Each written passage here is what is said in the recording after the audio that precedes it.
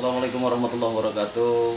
Brother, hari ini kita ketemu lagi dengan Asri Patria TV yang pastinya mudah-mudahan brother semua pagi, sore, siang, malam Allah berikan kesehatan, Allah berikan kecukupan, dan Allah berikan kemudahan dan lancar semua urusan brother hari ini dan seterusnya bil barakah. Dan siang ini saya lagi silaturahmi ke tempatnya Om Medi Leani yang punya Medi Collection. Medi Collection ini brother dia punya konveksi dari mulai kecil sampai ya luar biasa. Udah bermobil ya sekarang ya, udah berumah juga dari hasil konveksinya. Dan kita pengen ngobrol-ngobrol nih sama Bang Medi. Bang, umur berapa sekarang?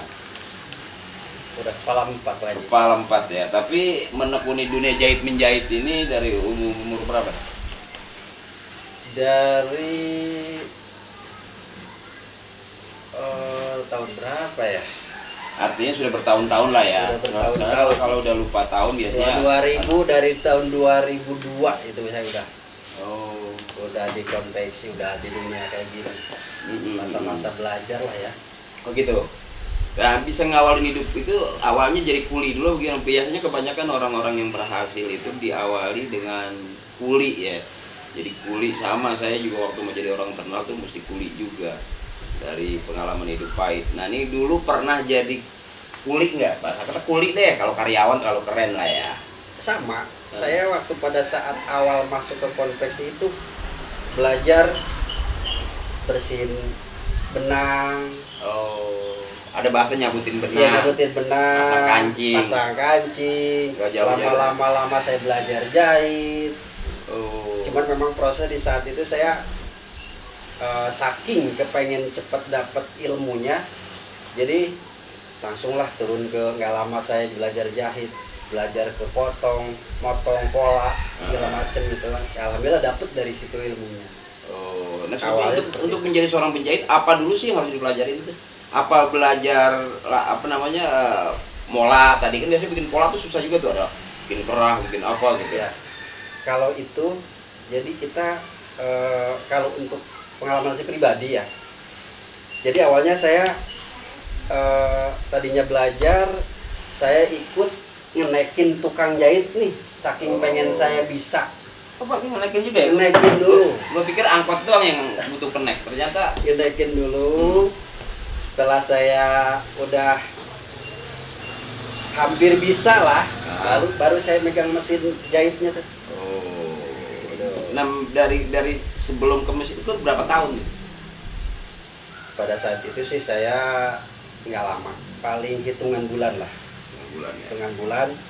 Setelah itu saya belajar ngenekin tukang potong, gelar bahan. Gelar bahan, lama-lama saya perhatikan, akhirnya dapet kan. Gelar bahan tuh biasanya dilempar gitu, gelar gitu kan? Iya, digelar lah di meja potong. Potong ya. Nah, kan kalau dia nggak nih, dia kalau digelarin bahan itu bukan yang motong-motong, malah rebahan sampai pulas kan. Terus abis digelar gitu, potong-potong. Ya itu saya sedikit-sedikit lama-lama akhirnya kan saya ngerti, wah cara bikin pola tuh ternyata seperti ini. Saya coba dulu, saya potong, saya buat pola, saya potong sendiri, saya jahit sendiri buat pakai sendiri. Oh, berarti setiap nyaman nggak gitu kan dipakainya. Biar kita coba dulu buat kita sendiri, baru buat nyaman. Itu dari jahitan juga, dari bahan juga ya, dari ukuran juga. Jadi sebelum dipakai orang lain kita dulu yang pakai. Betul. Berarti selama lebaran lo pakai baju jahitan sendiri terus baju baru lo ya? Ya. Seperti itulah. Iya, menarik. Akhirnya kan rekan-rekan setelah kenal, tahu, akhirnya ya satu persatu gitu kan, ada yang pesan 1-2 piece awalnya kan gitu.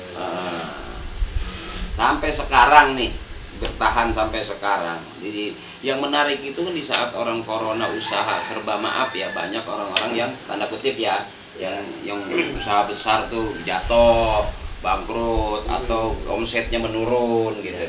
Nah, untuk antisipasi itu tuh tetap jalan terus gimana itu?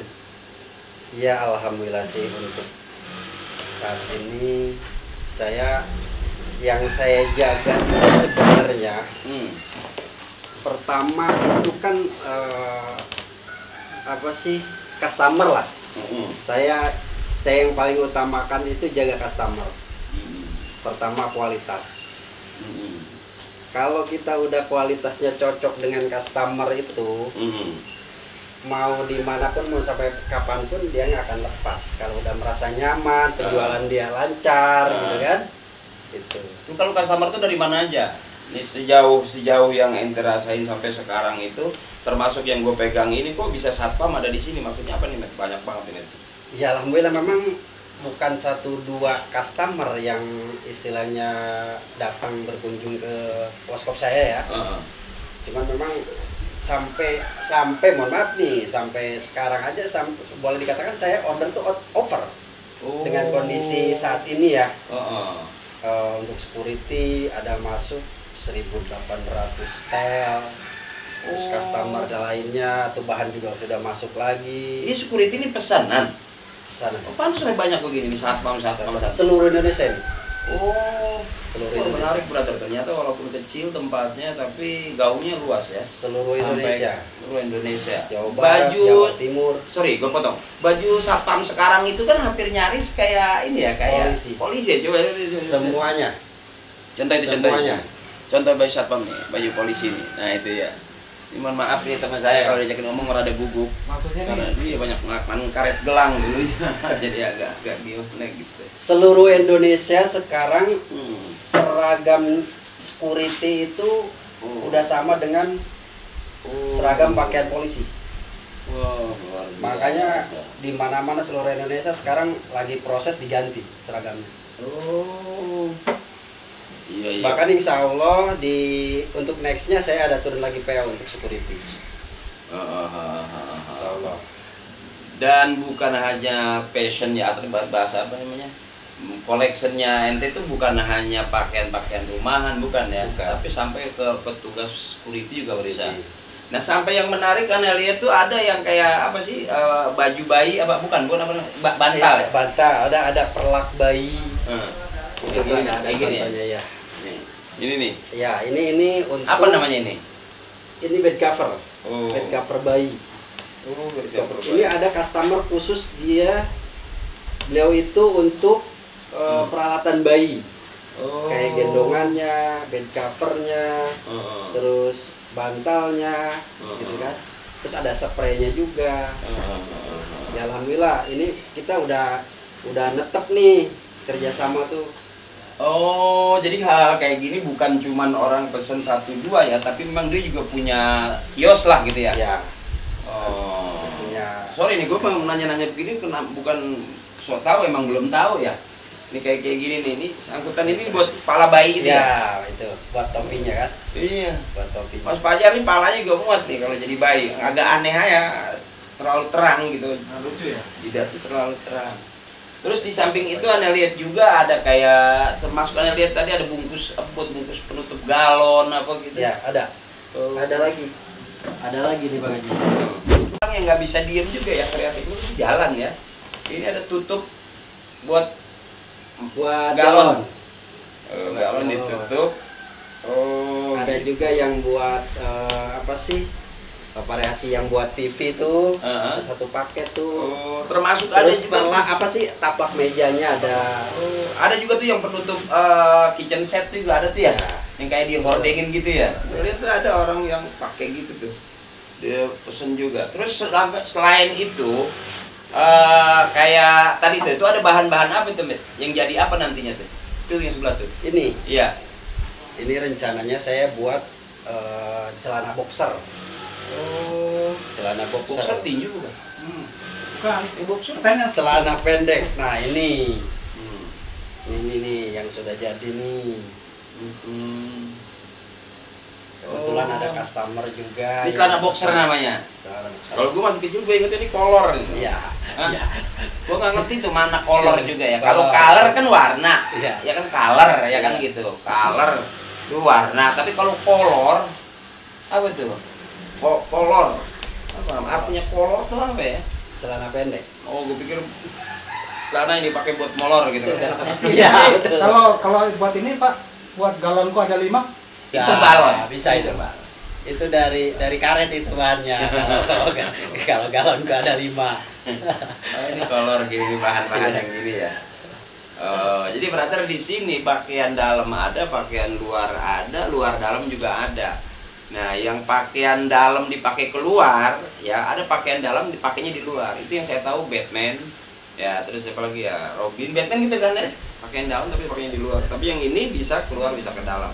Ini lumayan nih kalau kita di rumah-rumah nih adem nih, nggak usah pakai dalaman lagi, tinggal pakai ini aja. Ya, tapi mainnya di luar, jangan di dalam panas.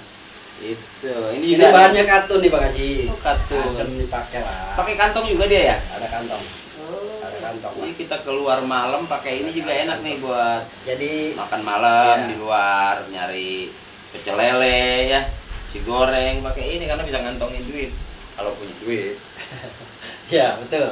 Ada lah buat ngantongin duitnya tuh. Kali punya kantong sampai 2-3 tapi nggak ada duitnya ya nggak ngantongin apaan. Kalau main ke kebun bisa ngantongin rambutan, capi. Ya brother, hari ini kita mau bakal tahu juga nanti. Saya pengen ngajak brother itu untuk bagaimana sih melihat dan juga menjadi inspirasi buat brother juga kalau mau usaha. Belajar dari Bang Medi nih. Dia bisa bikin apa aja. Pokoknya kalau punya bahan-bahan nganggur di rumah kasih ke dia. Ya, spray yang nggak kepake kasih ke dia. Beliin kolor spray kita ya. Cuman begitu. Gue pernah kan kolor rasa spray nggak jelas jadinya. Terus lanjut lagi nih Met, gue pengen ngobrol lagi Met, tapi gue juga nggak tahu karena gue bukan orang fashion ya, bukan, tapi gue pengen punya koleksi gitu yang nantinya bahwa koleksi gue juga bisa dipakai orang gitu loh Met.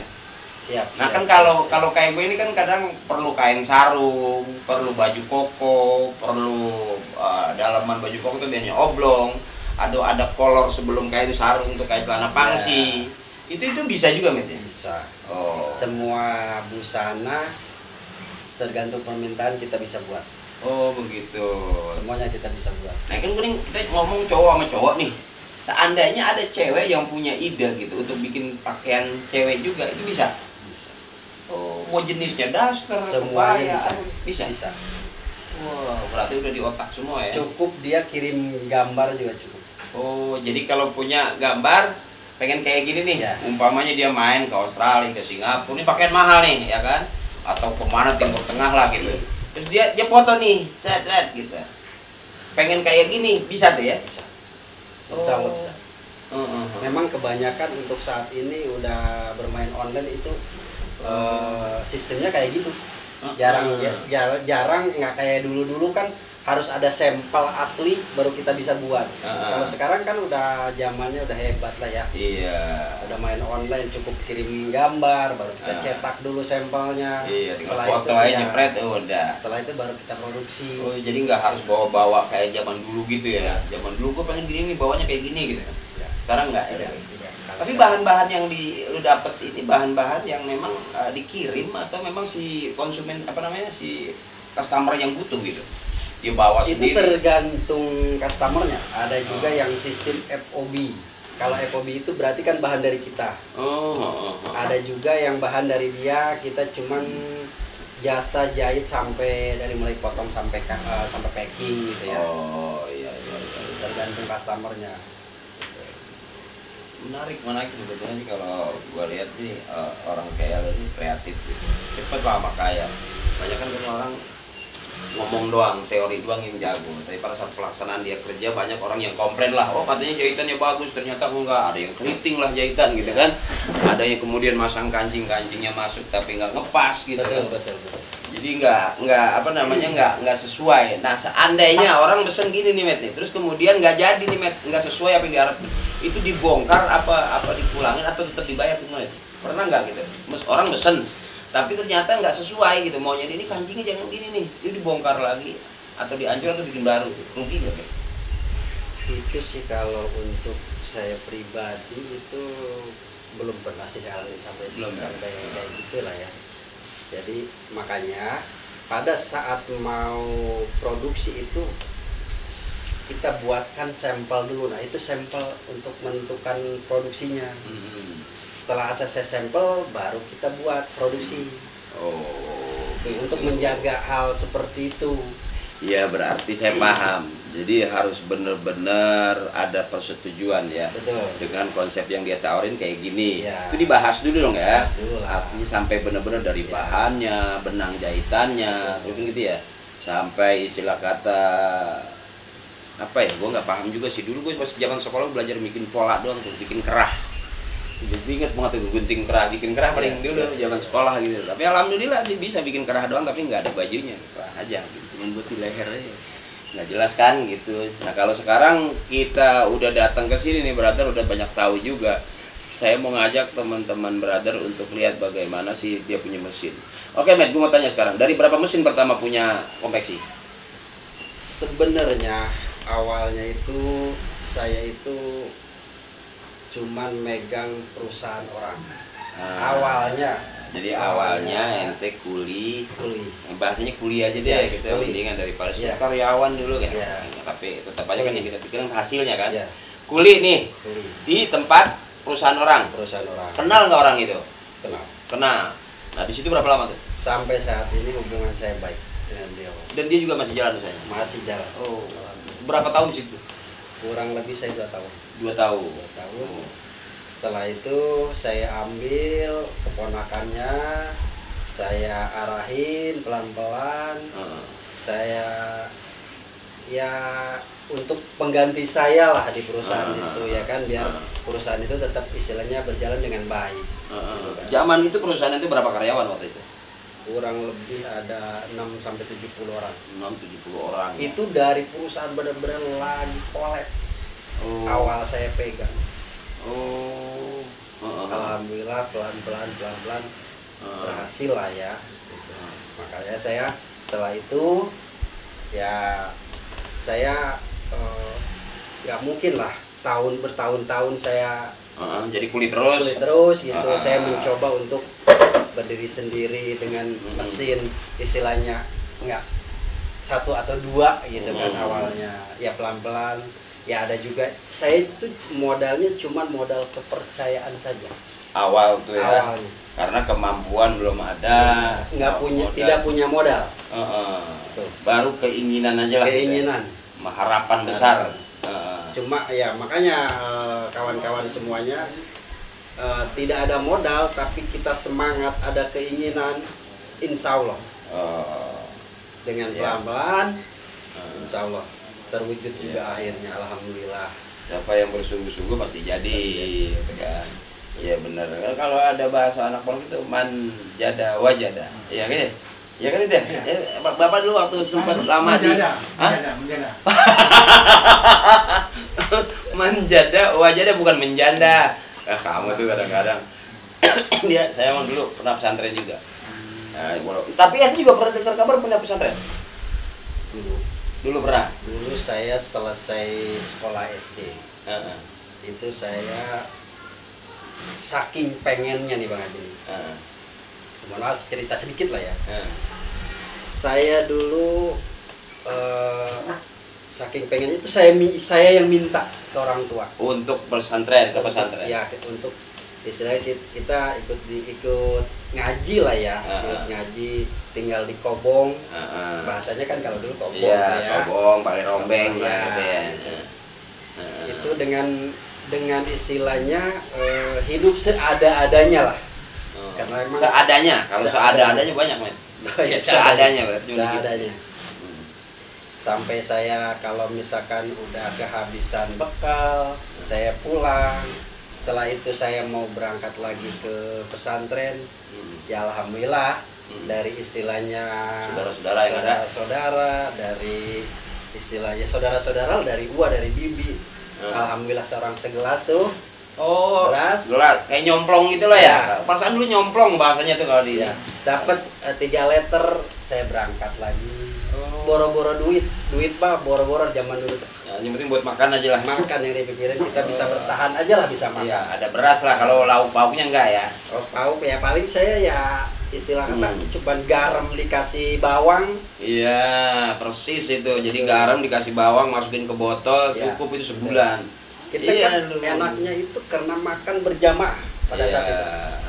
Ada teman-teman istilahnya 3 orang, 4 orang kita makan bareng, nah itu. yang istilahnya membuat selera kita makan nikmat kan. Iya, jadi bukan makan enak, tapi enak makan. Jadi kalau makan enak tuh restoran dengan berbagai macam menu, tapi kalau enak makan ya walaupun nasi sama garam juga enak makan. Itu di pondok rata-rata. Iya. Banyak memang anak-anak pondok yang begitu keluar dari pesantren nggak semuanya jadi ustadz. Ya kan, artinya ada yang mereka usaha dulu, ada yang mereka bikin ya kayak gini lah. Kayak Bang Medi ini ada yang dia usahanya jual kue, jual peci, jual sendal, banyak teman-teman dulu. Tapi ternyata begitu dia tua dan kemudian seusia sekarang, itu dia balik lagi baru main ke buka pondok gitu. Jadi mencari pengalaman dulu. Jadi nggak langsung pulang pondok terus langsung ngajar. Nah itu kalau yang udah memang dari meletek tuh dijago kitab ya, dia nggak mau acak-acak dari pertama kali meletek banget itu udah langsung hafal Quran. Yang biasanya kamu diacak-acak tuh Mas. Tapi kalau kayak yang gantung-gantung, yang nanggung-nanggung, model ini abang ini enggak pondok juga dia. Ini dia nih. Jadi dia keluarnya gara-gara saungnya itu, kobongnya itu kebakar gitu. Karena dia masak dia tinggal, karena yang dia masak tuh nggak ada lauk pauknya sebetulnya. Jadi kalau menurut gue nih yang menarik itu siapapun kita, keluaran manapun kita, di pondok pun kita, tapi begitu kita usaha itu lebih bagus ternyata ya. Masih ada waktu-waktu buat sholat, masih ada waktu-waktu kita bersyukur ya kan, dengan bikin acara apa gitu, santunan apa. Nah itu yang gue pengen tuh men. Nah brother, kalau kita udah banyak ngobrol di dalam tentang siapa Bang Medi ini, ente asli mana sih? Asli saya Lewiliang. Oh Lewiliang Bogor. Cigudeg. Nah ini kalau ini teman-teman ini Timur Tengah nih, Arab juga nih. Dari kotoran onta waktu itu. Dia ngaku aja turunan. Luar biasa. Nah sekarang brother, saya mau ajak brother untuk lihat mesin-mesin apa yang lagi dikerjain sama anak buahnya. Anak buah berapa sekarang? Walaupun corona ini yang aktif lah, yang lagi katanya ada pengurangan juga karena kondisi. Ya, kondisinya.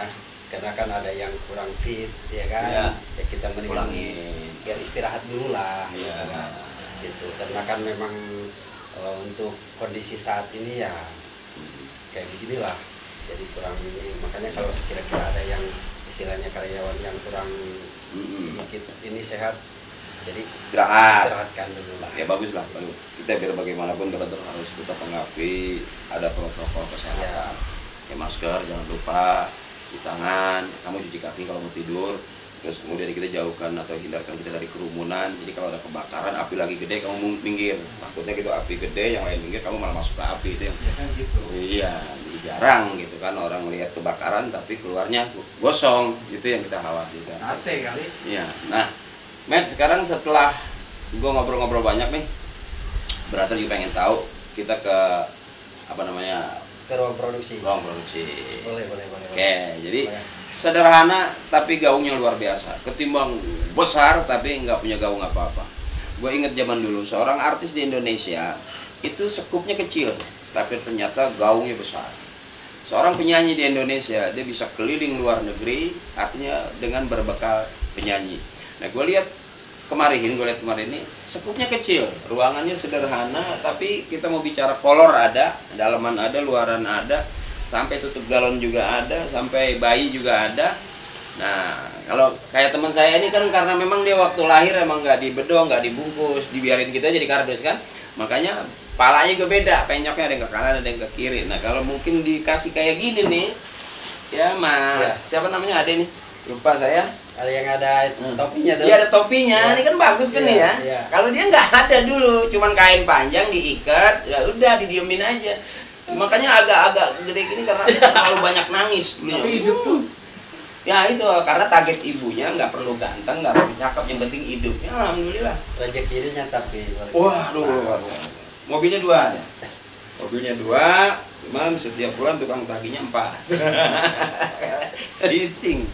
Kayak gini nih, menarik deh. Pokoknya sekarang brother kita lihat Dim, kita coba lihat ya Dim. Ya, yang sedang produksi itu. Ya sama Bang Medi nih yang lagi lihat produksi yang kerja. Kalau perlu kita ajakin ngobrol Dim. Ini lagi bikin apa sekarang? Ya itu. Ini pola-pola itu ya, yang namanya pola itu ini. Semuanya turun PO itu pasti kita buatkan polanya dulu. Oh.